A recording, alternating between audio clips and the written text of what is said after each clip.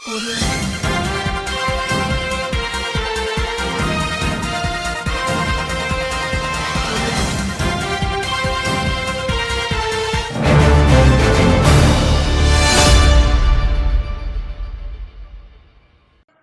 మహాలక్ష్మి గ్రూపులను లక్షాధికారులను చేస్తాం ఆడబిడ్డలను అన్నారు వైఎస్ రాజశేఖర రెడ్డి గారు ఉన్నప్పుడు. ఇవాళ మా మిత్రుల సహకారంతో ఇంత ఉందే పెద్దలు చిన్నారెడ్డి గారు చెప్పారు 63 లక్షల సంఘం సభ్యులు ఉన్నారు. నేను ఒక్కటే మాట్లాడుతున్నా మా అక్కల్ని, 63 లక్షలు కాదు, 1 కోటి మంది మహిళా సభ్యులు మన సంఘాలలో చేరాలి. 1 కోటి మంది చేరండి. 1 కోటి మందిని ఒక్కొక్కరిని కోటీశ్వరురాలని చేసే బాధ్యత నేను తీసుకుంటా. 1 కోటి మందిని కోటీశ్వరులను చేస్తే తెలంగాణ బంగారు తెలంగాణ అవుతుంది, తెలంగాణ అభివృద్ధి చెందిన తెలంగాణ అవుతుంది, తెలంగాణ ధనిక తెలంగాణ అవుతుంది.